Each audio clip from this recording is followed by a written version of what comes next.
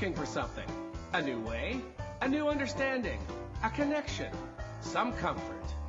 You've got questions, and Light on Living puts the spotlight on all the answers so you can shine. Lift and lighten the load of life's challenges and learn simple and easy ways to live a healthy, happy life. You'll gain insight and start to see things in a new way that motivates you. You're invited to hear new, see different, and feel more as Lisa shines the light on living.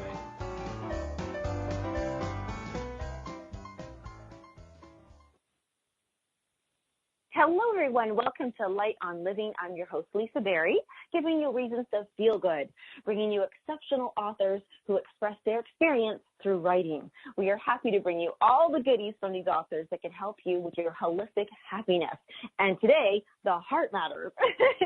Well, today, I've been looking forward to today's show for quite some time because, as you know, I love reading all of my guest books. And this one was one of it's just a different concept, a different way of sharing a story. And it was like, honestly, I felt like back in the days when I watched soap operas. That's exactly what it felt like. I was like, every day you tune in and sometimes you don't even get that much further, but it's so exciting and all the emotions are there and you go up and down and you're like, don't do that. Okay, yeah, do that. And so this was just such an anticipated show because now I actually get to share this time with the author, and I'm going to share the title of this book. It's very interesting. It's Musings on Weirdness in Love and Meditation. It's a divine love journey. Today is all about twin flames. Now, we're going to dive into all of this because maybe you haven't heard of the term twin flames. Maybe you're familiar with soulmate. Maybe you're thinking, I'd like to know a little bit more about this. But we actually this is actually the first time we've ever had an undercover author on the show as well. And so what I mean by that is, how I'm going to share with you what that is, I'm going to share my guest's little bio here, and it's Piper. So we're going to say Piper Willoughby is an ordinary human whose journey of self-discovery has led her through a great transformation, allowing her to connect to the very essence of who she is and letting her light shine brightly in the universe. As an intensely private person, I love that, she has adopted a pen name, which lends her to an elemental fluidity within the twin flame community. And that's what I meant about undercover. So, Piper, welcome to the show. Thank you. Nice to be here. It is so nice. Like this your book is so, it's like a soap opera to me. And I say that I was addicted to them for 20 years, honestly. I had to just stop it because you can really get pulled right into the heart matters of people, which is what you just poured out onto these pages. But about a very interesting thing about twin flames. So when you wrote this book, did you even know what you knew what twin flames was? Did you know that it was going to be written exactly how you laid it out? No, I didn't even expect to write a book, to be honest with you. I was doing a lot of journaling on my own twin flame journey, right. And it kind of just started pouring out of me, and I figured, well, hey, I'll just let it keep flowing, and I really felt like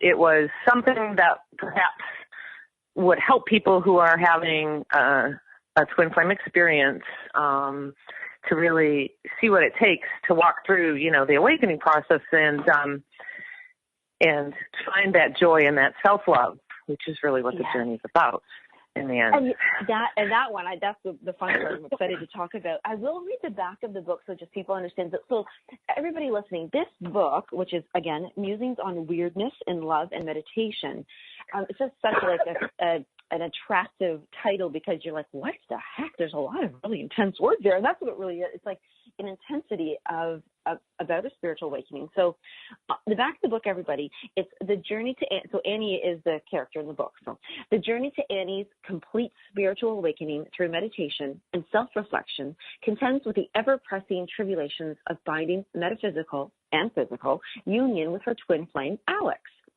Two bodies sharing one soul.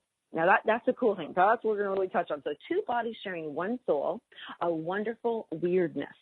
With the ending of the marriage she had had with her husband, Peter, the man with whom she had spent a lifetime, Annie must find her footing on unfamiliar ground, both in her own life and in a new city. In this luminous account of the depth of one woman's contemplations, Piper Willoughby's musing on weirdness in love and meditation is a guide through the universe's chaotic diversion and internal conflicts that arise when one is faced with potentially life-changing decisions. And I really want to stress that, the chaotic diversions and the internal conflicts, like that's so perfectly said. Annie must choose between the comfortable and amicable, yet ultimately incomplete life she has had with Peter, or the life of a twin flame with Alex, a life full of dramatic uncertainties, but also one where she is united with her shared soul, thus completing her path of self-discovery. Oh my gosh, it really is like my little heart was torn this way and that way. The whole book, Piper, the whole book.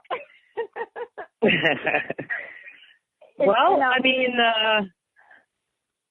yeah, she really, this character goes through the ringer. I mean, she really definitely has no choice but to, I don't want to say no choice, but this transformation is so intense and completely overtaking her that, you know, all of these things happen as a result of it. And there's your story. So.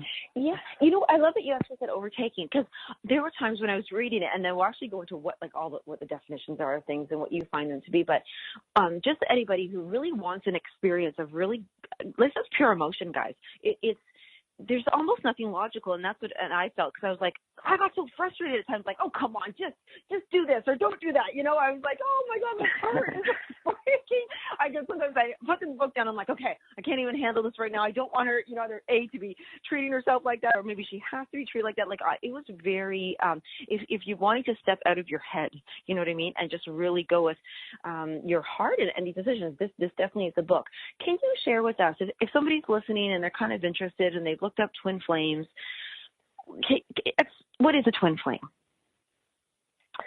Well, like the back of the book says, the most common definition, I think, is that it's one soul down here in this incarnation is split into two bodies. And so the book is partially about the relationship of those two people. And so, you know, it may be that it's two souls with who have the same frequency, the same energetic frequency. And unlike a soulmate, I would assume is like a harmonic frequency, like a third or a fourth or a fifth or something like in music, you know, a third or where it's easier to maintain that energetic resonance because it's not as intense. You're not vibrating at the same frequency. So this relationship brings with it, you know, this frenetic energy that's like surging through you, and it happens to you, and you think, what the heck is that?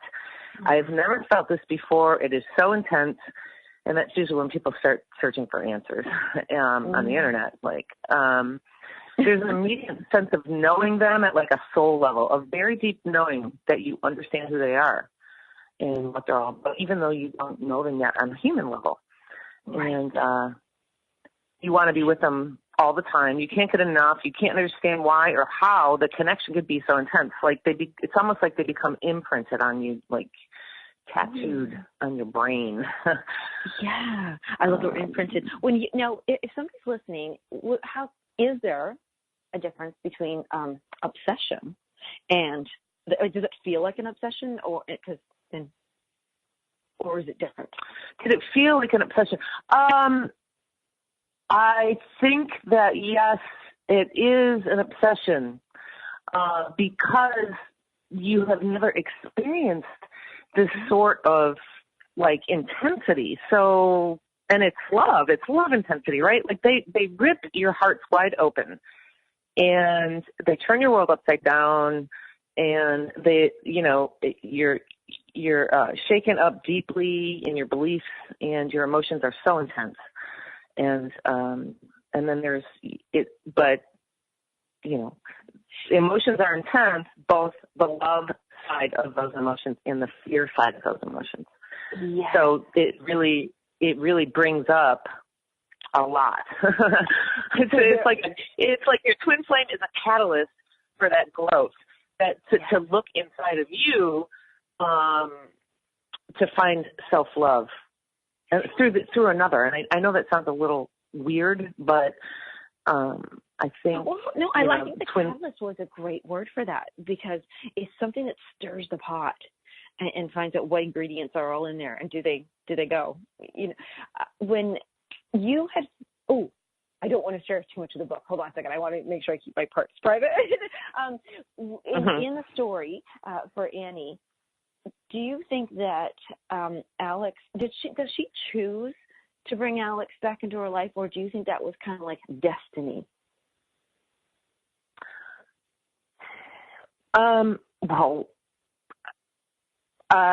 Consciously, Annie did not choose it, right? She painted a picture that reminded her of Alex, and she couldn't help but, that brought him back into the forefront of her mind on a daily basis. And so the pull, the desire to find out, I think was just so great that, I don't think she purposely went out in search of him. I think the energy of him was in her field. Like, they were back in connection, energetically. Because twins, assuming we are the same, the same soul, we do share an energy field. And so you can feel them, right? Even if they're not in your life, even if you're thousands of miles apart, even if you haven't seen them in 20 years, you can still feel their energy. And you can tell when things are, when you say about this, does it always have to be a romantic, sexual thing, or can a twin flame? Is there such thing as a twin flame friend, twin flame sister, things like that? I don't know that it always has to be a sexual attraction attached to it. But I do believe that is part of it, because, sex has been so skewed societally that we forget that it's sacred. And I think that part of the balancing of each other is also through the sacred sexuality, whereby, it's about creating that third energy, that love energy. I don't know about twin flames being good friends or siblings or parents. I would venture to say that's not probable, but who knows? Yeah, it's more of that relationship, because in the story, Annie is just she's making serious life decisions because of the powerfulness, the intensity, as you're saying, of this. When she's going into meditation, because this is my huge question. She's going into meditation. She's sitting there. Is it her intention to connect with tune into the frequency of Alex, or is it just for herself that she's tuning in to meditate? I think it's both. I think that, I think with Alex and Annie, they don't always have to be in meditation to feel each other, right? It's kind of just happening naturally all the time.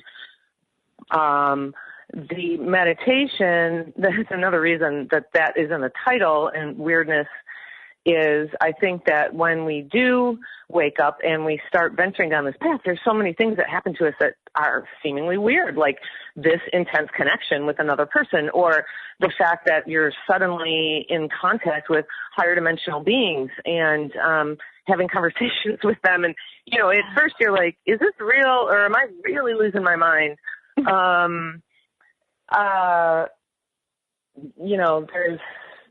There's just all sorts of. That's a good. Can you go? Okay, so I know we've got. We still have a minute and a half for commercial. When you say that, because that's going to people's ears are perking up. Like what? When you say that, you go into meditation and then suddenly other higher beings are involved. I would love for you to share a little bit about the experiences in your meditation with the higher beings, and we might save that for when we come back from commercial. But because that you didn't expect this, I just want to ask: was meditation a part of Annie's life even before this happened? Well, Annie is a character in a book. I don't know what she did before the story. I know myself as the author of this book. Many years ago, in my 20s, actually, I did have a daily meditation practice. And prior to writing this book, for probably 3 years, I had a daily meditation practice. I went back to it after many years. Okay. Yeah. Okay, so it introduced you, and you're familiar with it, and you knew how to get there, and so it was familiar. You could do that. Right. Yeah, but all of a sudden, when the meditation with twin flames, and they call each other in, there's a sexual energy that surges through you that can become very orgasmic, like without actually having sex with someone, right? It's the kundalini rising in you. It's your energy waking up, and that's a really beautiful thing too. It's just something super unique. I think you're giving me special. Two awesome things. So when we do come back for commercial, we're going to bring in the conversation of kundalini. Explain, just define that for everybody, and also about connecting with other higher beings and having them all be a part of the journey. So we're talking with Piper Willoughby, the author of Musings on Weirdness in Love and Meditation. Be right back.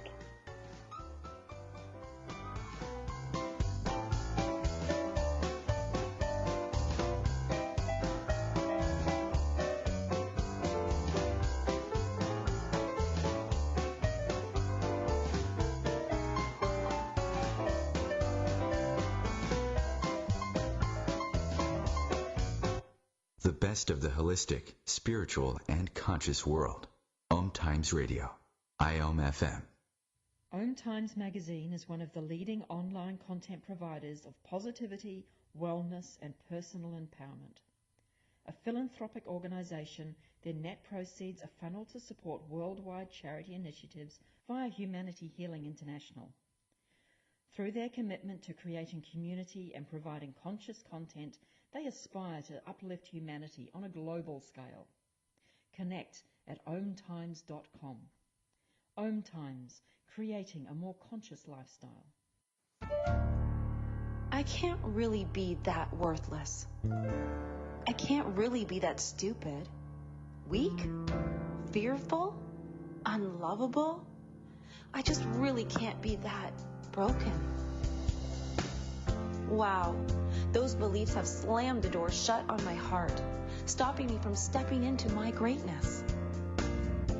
Does this sound all too familiar to you? What if those beliefs aren't true? What if those false beliefs are creating resistance and blocking you from your own success, your power, and your happiness? What if you could break down the walls of doubt and rise from resistance to resilience? Well, now you can. Just like 11 other women overcame impossible odds with courage, strength, and determination. The truth is, your shift matters, and you're not alone. And others share their story to help guide you along your freeing experience to confidence, joy, and love.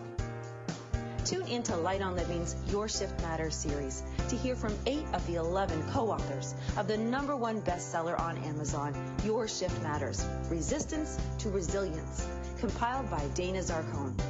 Get your copy, read their stories, then join us as we get to experience their inspiring words personally.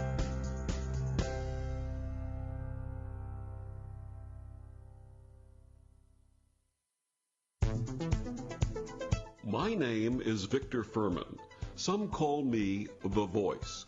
I've always been fascinated with human nature, spirituality, science, and the crossroads at which they meet.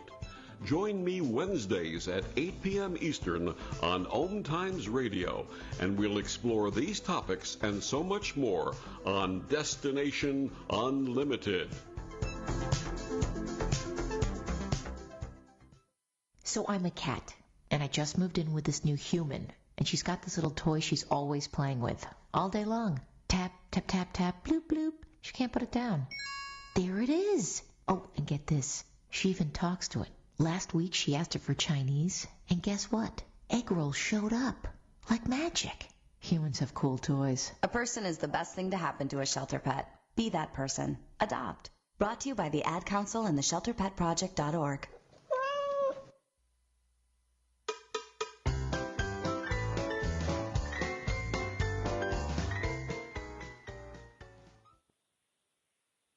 Well, thanks everybody for joining us as we talk about twin flames here on Light on Living. And we have author Piper Willoughby, and she has written the book Musings on Weirdness in Love and Meditation. This is a divine love journey, and we're going to be talking about just how and where and who is this divine love journey for. Before we scooched off to commercial, you brought the words, which I'm really glad you did because I always forgot, the word kundalini. And as we were talking about twin flames, you mentioned, yes, generally has this strong sexual, intimate, overpowering energy to it. And so what is kundalini, and where does this come into this whole play specifically with the twin flames and meditation? Okay, I can tell you that when this happened to me, I had a kundalini, a spontaneously, just very fast kundalini awakening, and I didn't know what was going on, and I didn't really even know that word. I'm not an expert, I guess. It's probably an Eastern word for the energy, this life force energy that exists, and that exists in our field. Well, it exists out there; it's everywhere, and we can, as our chakras open, right? It can come into our body. I guess it comes into our body and opens our chakras, but it is very powerful energy, and it's how some people end up waking up, which is what happened to me. Okay, now that when you say and it was interesting because like a week later, somebody said to me, "What happened to you? You're different." And I like she sensed it, and that really surprised me. So it does transform you, it begins your transformation for sure. You become more, like what you said, awake. And I think that's a neat word when people think about, I have a lot of friends that say, what do you mean when you say like, you're awake or, you've woken up kind of thing or whatever? What does that feel like to you?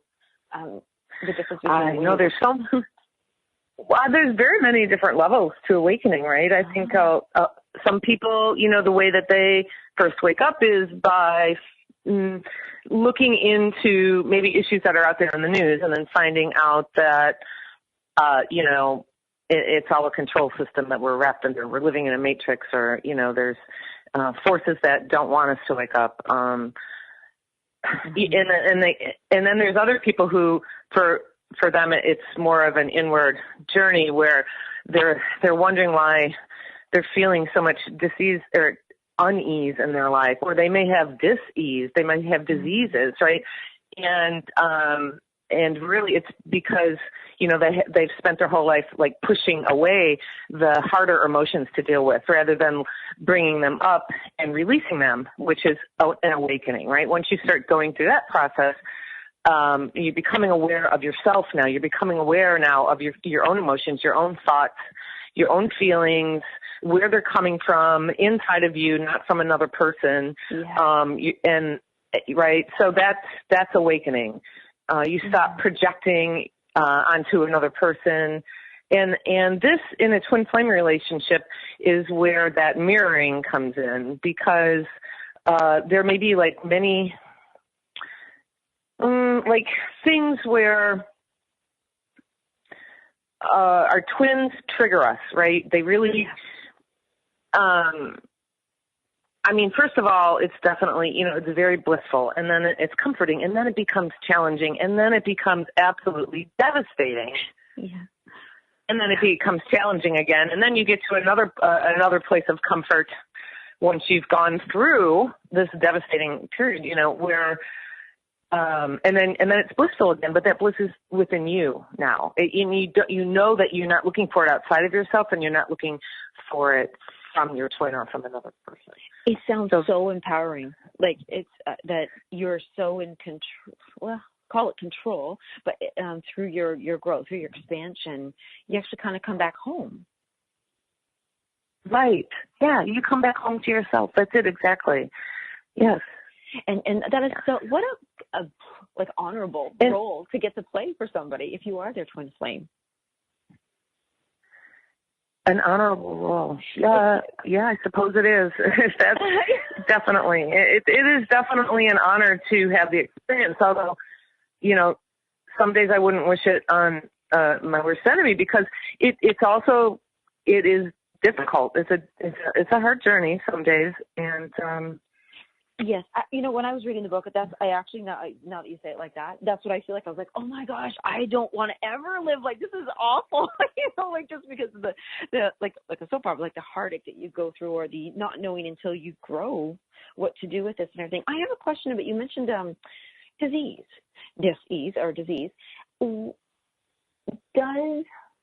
Does having a twin flame relationship help heal? Did you become healthier when you have one and you work through it?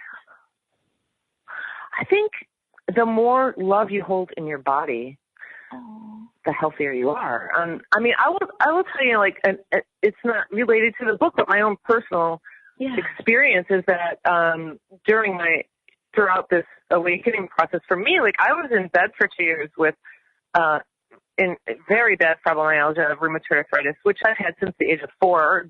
They expected me to be crippled in a wheelchair by the age of 16. So I've always had and then I also had intestinal issues and colon issues and just a ton of health problems. And I was supposed to have a surgery on something, and I was on a ton of drugs, and I was on antidepressants, also and anti-anxiety. And basically all I could do in a day was get up in the morning, help my kids, take them to school. And then later in the day, I'd go pick them up, and I would rarely even be able to stand up to make dinner for them. And through, I just switched to clean eating, and I started my daily meditation practice. And within 6 months, I was off of all of my drugs. I was moving around again. I was out of bed. I was feeling so much more joyful and abundant and healthy. And I didn't diet, but as a result of my diet change, I lost 60 pounds. And, today I'm active and happy and healthy. And so I think that this ease, and what I know is that we are capable of healing ourselves. We're so conditioned to run to the doctor. Oh, I've got a fever. Oh, I've got a sniffle. Oh, I've got the flu. Sometimes we do need something stronger than we can get here, but, without seeing a doctor. But I feel like, again, we're always searching for answers outside of ourselves. I have seen many people heal, from cancer and from debilitating things, by going within and dealing with their emotional bodies and, their emotions that they never dealt with. And those things come up and get released, and their body starts healing. I think I read the other day that 90% of disease, they say, is from emotional issues that we haven't dealt with. So I like that you said that. When I first started studying for nutrition, so this is 20 years ago, and the book came up, I can't remember what, symptomology probably or something, and when it was right there in front of my eyes, I read it was talking about blood pressure. And when you go into the drugstore and they have those cups, you can sit down, you get your blood pressure. Well, that's one of the things they always do when you go to the doctors. And it said that, like what you just said, 90% of all blood pressure, high blood pressure, is stress related.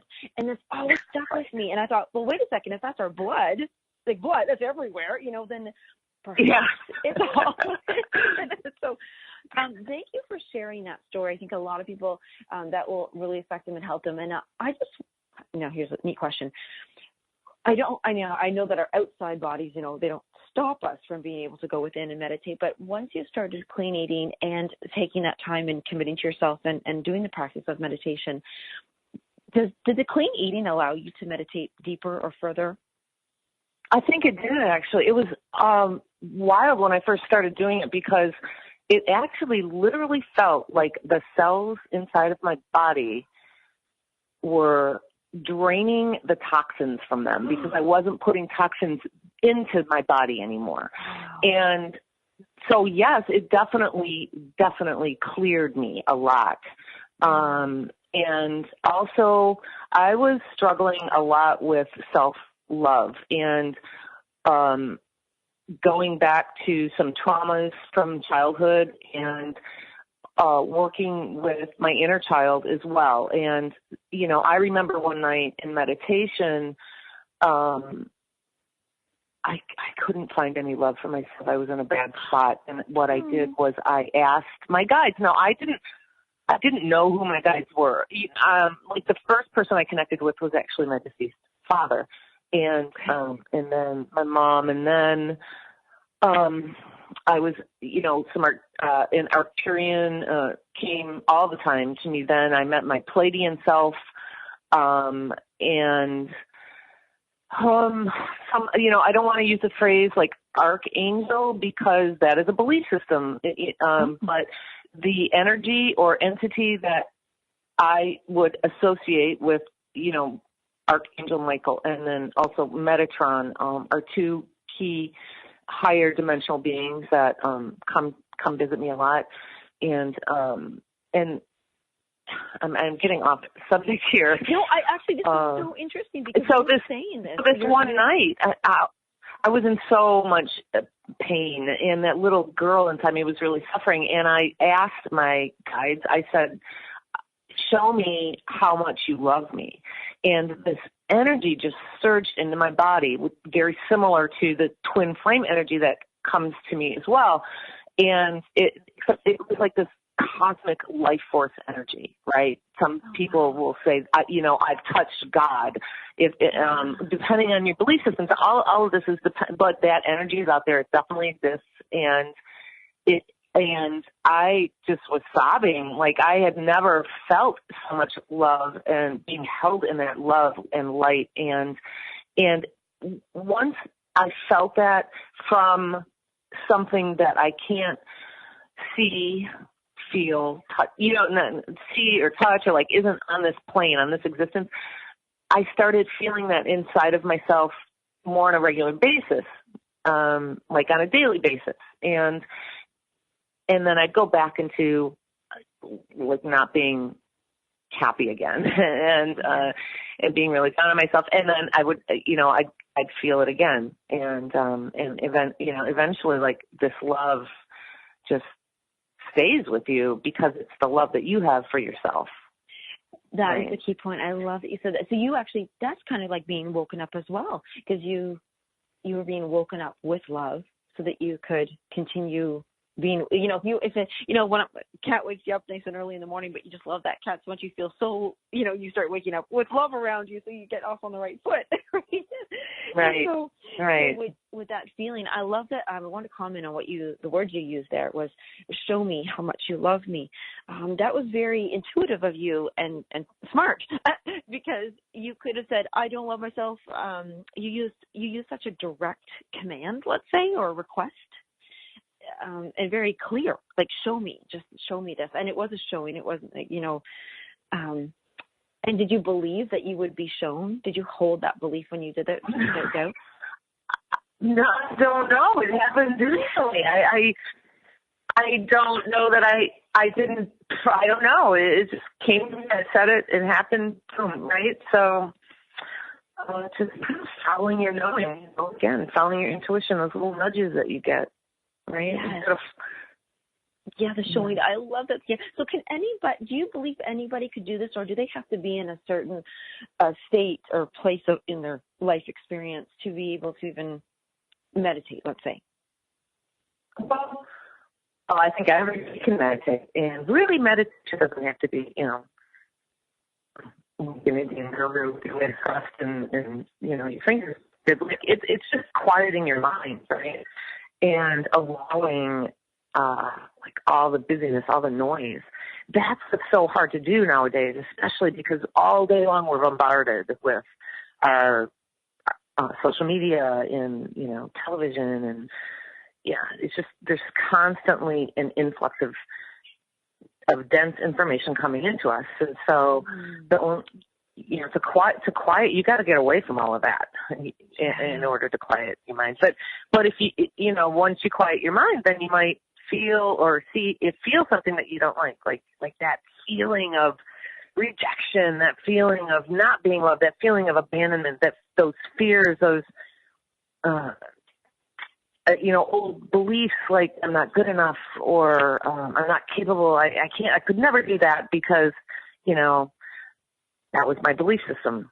So those things might come up, and then that's when you figure out where they came from. And a really great way to do this too is to go outside and connect with nature and sit quietly and just say, I am not my thoughts and feelings.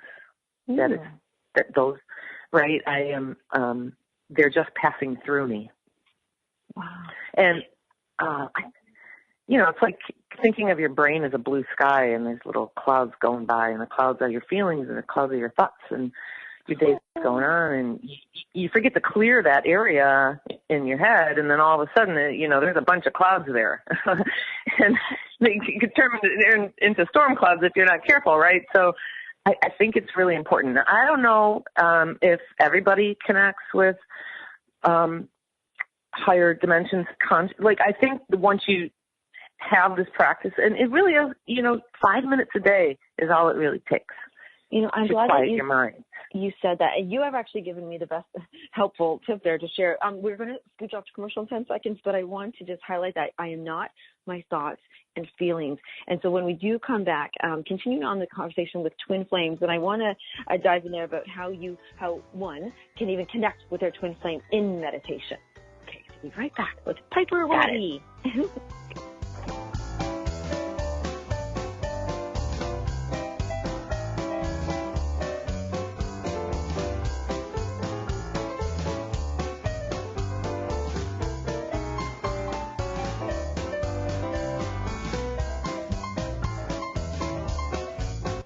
The best of holistic, spiritual, and conscious world. OMTimes Radio. IOM FM. Ascending Hearts is no ordinary dating site, but a spiritual dating site with a purpose, to link you with your soulmate. We engineer the serendipity so you can trust that you will attune with someone that has the same matching vibration as you. Ascending Hearts, the conscious dating site for the spiritually aware. Try Ascending Hearts for free. AscendingHearts.com. Grab a cup of tea or a glass of wine and tune in for Inspired Conversations with publisher Linda Joy on Tuesdays at 2 p.m. Eastern. Linda creates sacred space for leading female luminaries, empowering authors, heart-centered female entrepreneurs, coaches, and healers. A soulful venue where guests openly share the fears and obstacles they've overcome, wisdom and lessons learned, and the personal journey that led them to the transformational work they do in the world. Inspired Conversations to empower you on your path to authentic, soulful living.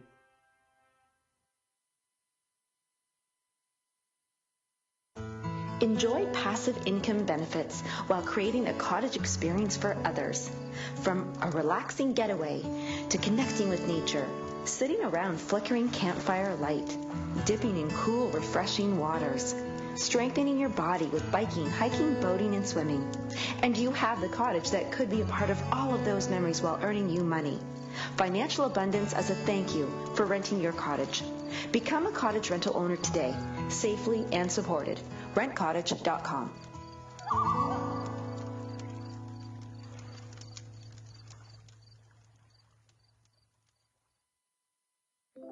Keyboard Cat, Hamilton the Pug, and Toast Meets World. These are some of the internet's most beloved pets, and they all have one thing in common. Their stories started in a shelter. Start your story. Adopt a dog or cat today. Visit theshelterpetproject.org to find a pet near you. Training that pet to play the keyboard, that's optional. Start a story. Adopt a shelter or rescue pet today. Brought to you by Maddie's Fund, the Humane Society of the United States, and the Ad Council.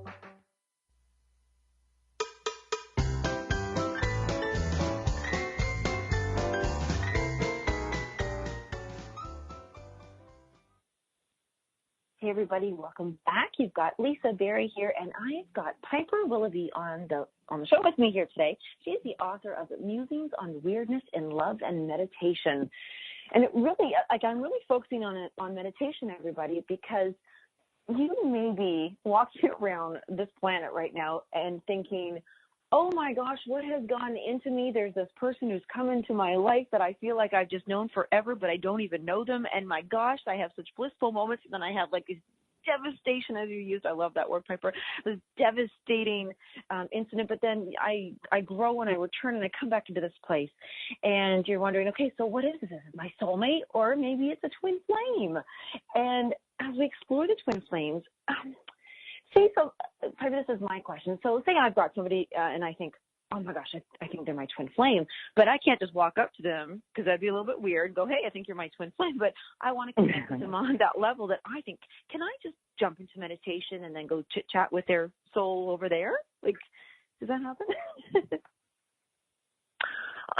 Again, yeah, you probably could, because you are on this spiritual path, right? So you're already in that practice.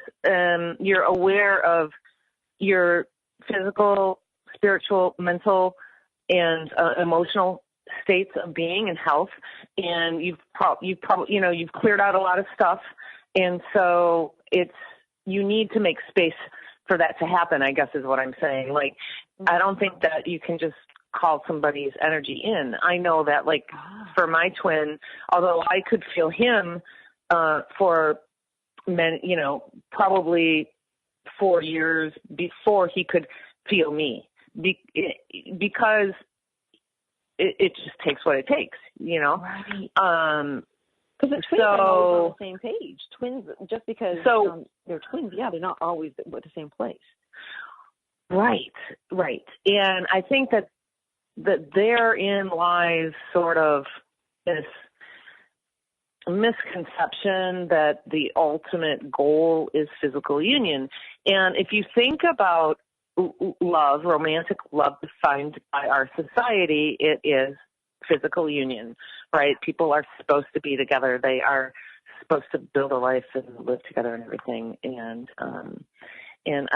I wholeheartedly believe that this journey is to teach you how to love in spite of things maybe not turning out the way you wanted them to, how to love that person, and through forgiveness and surrender to what is and acceptance of what is.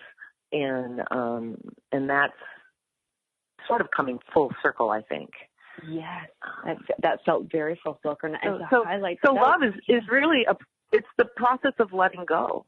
And it's not just of letting go of, it's a process of letting go of all of your attachments, right? And feeling good about the letting go. Like, everybody listening, this is not about letting go and like, oh, I have to let it go. It's like letting go and loving that you let go and feeling even brighter because you let go. Right. It's about letting go in love, not in anger, frustration, fear, disappointment, all of those things. And of course, they're going to come up. Those things are definitely going to come up. We are so conditioned to believe that we have to be with, certain, that they should be the way it should be. And so you have to let go of that. Your story and even what you're saying now reminds me of so many times when you've watched the movie and you just get so committed and attached to wanting this couple get together. You want to see them it's got to happen. And then you see them, they pass and they're only one street apart when they're walking, around a block, or they're at the same restaurant. Right. In and out, and you're like, oh my God, come on, and then they have this plan to meet at the top of a building at midnight, and you're like, it's going to happen. It doesn't. You're like, oh, and so that reminds me of that kind of moment, but at the same time knowing that it was just supposed to happen like that, and I just love that you said it like that.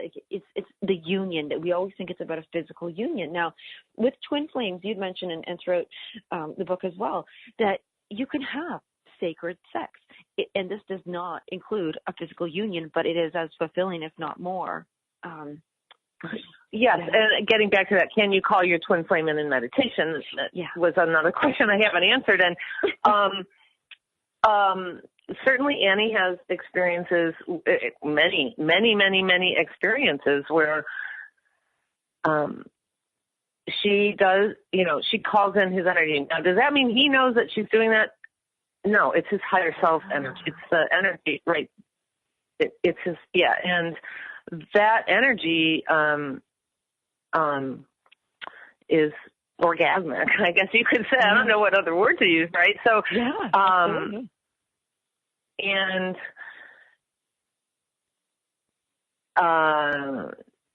because of this, Annie has these, again, it's weirdness to her, right? Like, how can you have an orgasm? She's having an orgasm and she's not even touching herself. Right. So how does that happen? It happens because of this energy, right? And because she's allowing it to happen, even though it's very weird. It's a very weird thing. But it's also part of her own experience of waking up sexually, and coming to understand, well, I'm just going to lay it out there, how repressed we have all been over millennia, in terms of expressing our sexuality and it not being sort of, dirty or, I don't know, forbidden thing, right? Yes, that's a good word. Right, unacceptable. That's another, Yeah. When you say this is, so everybody, listeners, is going to get a little racy here, but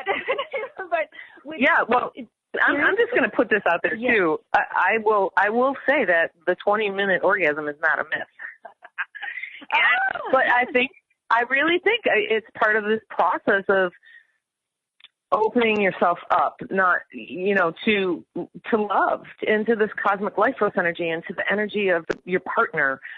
I'm going to bring up this word and ask you if you feel this is correct. And I'll tell you why I'm going to use the word about safe, feeling safe and allowing, because so many women that I know right now, physical on this plane and in this lifetime, think that they cannot achieve orgasm because they do not feel safe. And now safe doesn't always mean just with their partner, but with themselves. And so within themselves, right? Yeah. So when you're self-love, I think it does imply, it has to involve feeling safe with yourself, because if you're constantly not there for yourself and you're letting yourself down, or you're mean to yourself, or you're doing all those things, how can you feel safe? How can you allow love to flow? So was that something that you had to work on? Oh, absolutely. Yes. I had to work a lot on that. And I think, so many women in our society, and I mean, the numbers over 50%, and I don't know how big it is, but, we've all experienced some sort of, how do you say it? Like, not necessarily sexual abuse, although that certainly is part of it for many of us, unfortunately, but just that degradation, that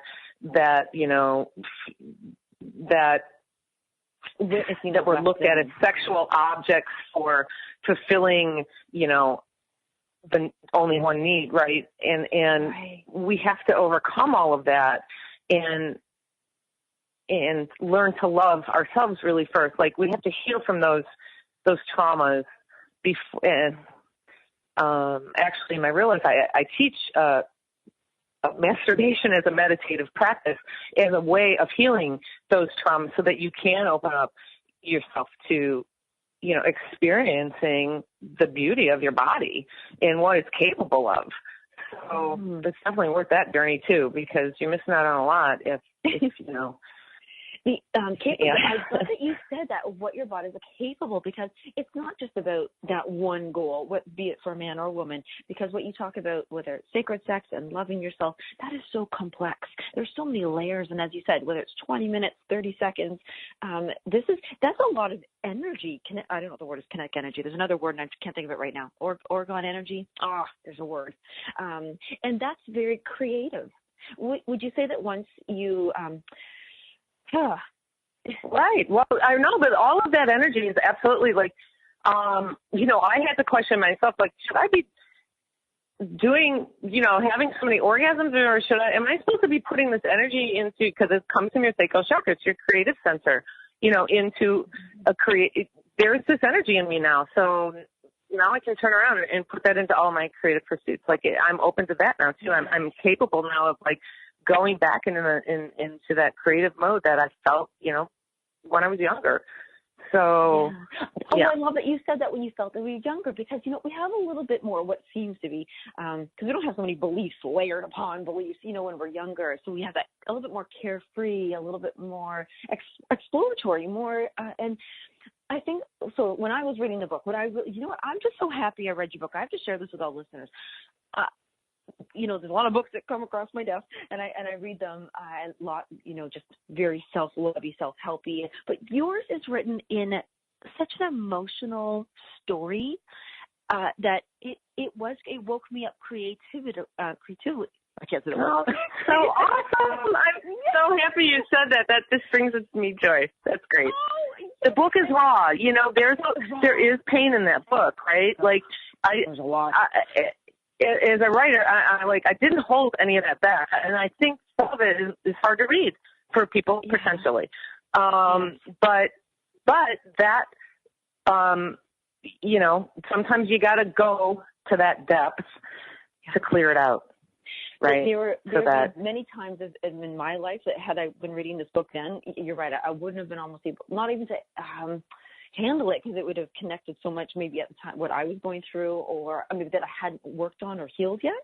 And so I do think this is a book for everybody to pick up, because you know what, you can watch all the movies and TV shows and things like that, because they have elements of it, but how you express it, it's like you get to speak with the person who wrote the movie or was going through that. And I think that's where your book really differs from any other books that I've read. And I can't wait, because I think you're coming up with a second one. Am I correct? I am. Yeah. Sometime this year, and it's a sequel to the first one, and just so the listeners know, like the book is written like a novel. It's not a self-help book; it's a story, but it will help you see how to get there. Yeah. At the same time. Yeah, it is like a template. I don't know. It's exactly that. It's a story. It's a template. I want to use soap opera, but I hope you like that word. And no, it's good. It is. There's a lot of. Well, you used the word earlier. I forget what it was, but yes, it's a drama in a way. It's and it's and then when you get in the reading, you get to pick it up and put it down. And oh my gosh, you got to go back, and then you want to throw the book across, saying no, don't do that. But it's a really great book. Now, because you've written this, written it, has your life changed? Like, do you like you said, you mentioned you teach people how to use orgasms to get to meditation. I think that's what you said. I'm not sure. What is it you do now with the book and because of the book? My life really hasn't changed too much. I mean. I teach meditation, and I hold Sacred Woman Circle, and then the other thing is I'm a divine feminine empowerment coach, and I do masturbation as a meditative practice. So those things are not related to having written the book.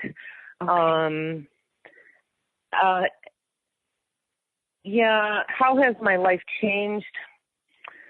I don't really think it has. Too. Yes, but because you do. I love that about you. The pen name is also to protect my family, and in the book,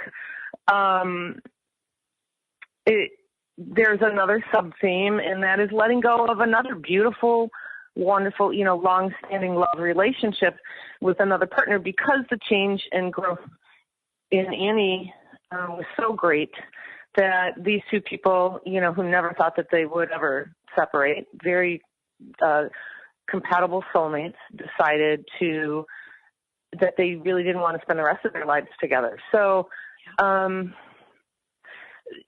of the book is based on a true story, and there's already enough pain in the world, and I don't want to upset anyone who may be affected by the story.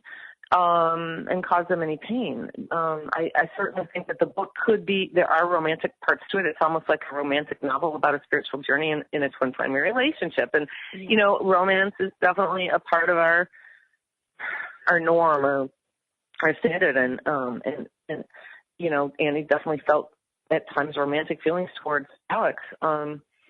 So there are just a lot of reasons to have a pen name. Yeah. Oh, well, I love that you do, and I want to repeat the name so everybody can go get their own copy as we wrap up here. I want to make sure that they know it's Piper, Piper, Willoughby. I should just spell that one, Willoughby,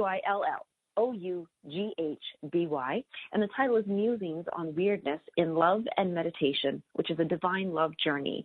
And I hate that we have to wrap up because I could have a bazillion more questions, but everybody, you've got to get this book and just read it, enjoy it. And I want to say thank you so much, Piper, for sharing this time with everybody about a really fun topic and just opening up. Yes, it was awesome to talk about these things. Thank you for having me. I've enjoyed it. Oh, thank you. Okay, everybody, let me know what you think about, if you have a twin flame, actually, that's what I want to know. So go to my Facebook, Lisa Berry, Berry. Let me know, do you have a twin flame? And share with me if you can. Okay, bye, everyone. Bye.